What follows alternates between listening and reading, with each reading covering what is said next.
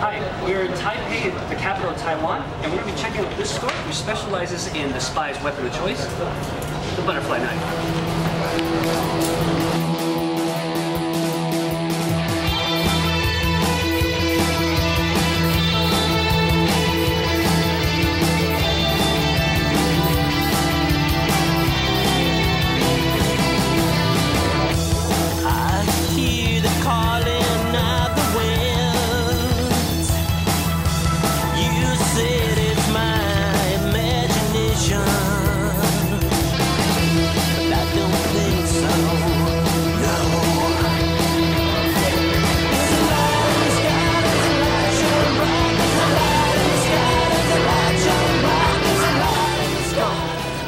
Good quality butterfly knives or balisong, what you want are the FHM, Filipino handmade. Imported, these things can cost you between 200 and 500 American.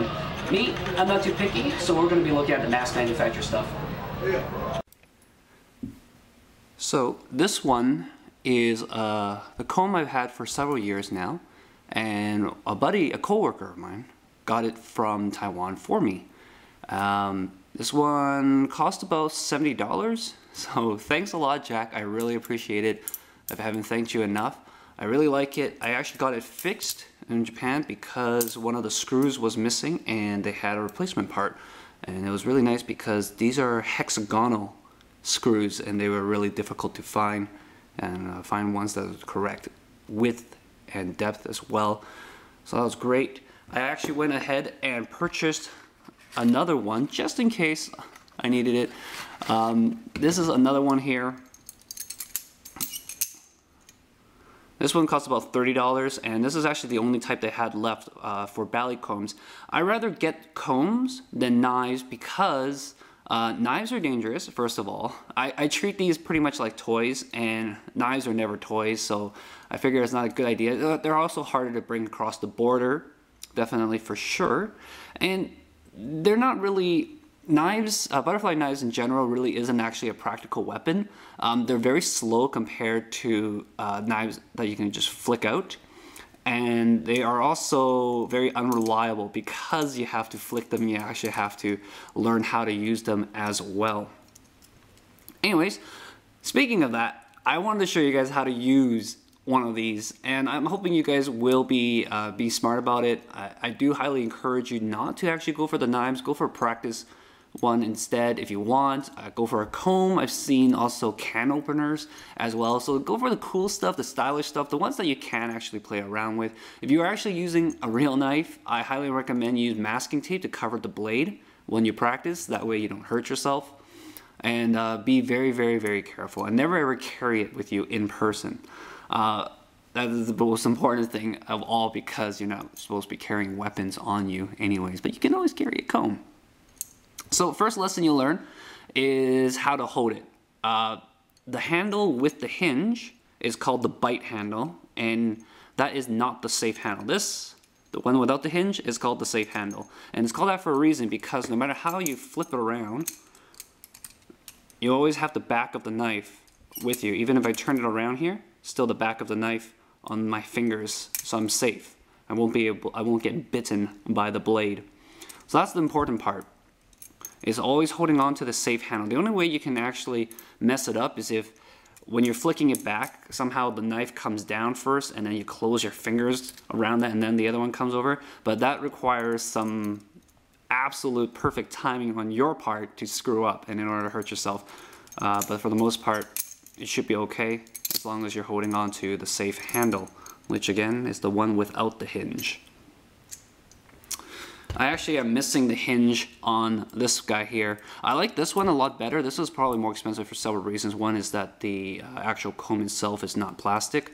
And the second part is because there's a hexagonal grip here. And that allows me to rotate it along my fingers here like this very easily. That's one of the things I like about it.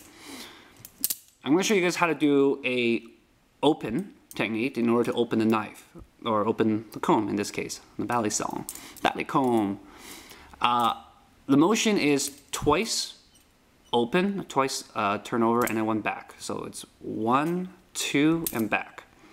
The trick is after the first turnover, after the first flip, you rotate it on your fingers, and then you flip it over again before you bring it back. So let's go. 1, rotate, over, and back.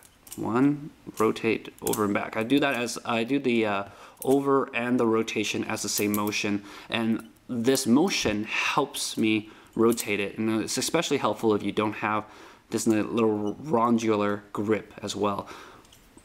It's the same motion to open as it is to close, and it looks really nice when you do it at full speed. I'm just doing it nice and slow for you guys. So once over, rotate over and back. Once over, rotate over and back. It's very quick motion. That's how you do that one. If you have any more questions, if I wasn't particularly clear, I will link some videos in the description below, and those are the videos that I use to learn how to open and close this as well. I'll show you guys one more before we go, just because it's cool. This is called a up, down, up. So it goes up, down, up, and that's how you open that one. Up, down, up to close.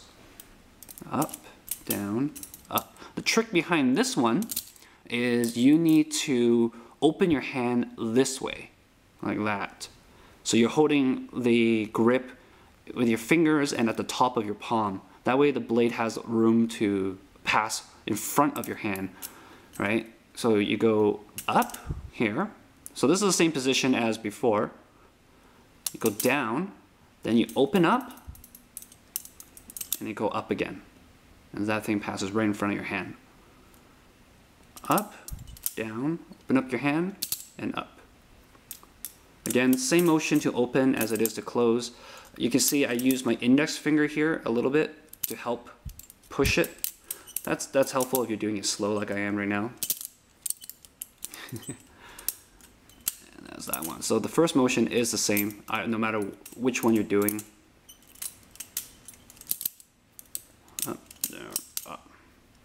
And of course, you can always just skip over right to the position here, which is what the down position is like. You notice I'm just turning the handle. The whole trick behind this, the reason why, like a lot of people when they say, hey, can I try that? Can I take a look at it? They're just, how does it work? How does it work? I'm like, you just have to turn the handle. All the trick, majority of the time, is just turning that handle. All right, well, that's this one, guys.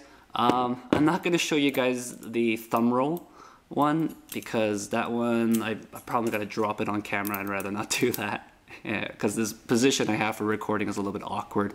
But I will link that one as well. If you guys like spinning pens, doing a thumb spin with a pen, you'll have no problem with it.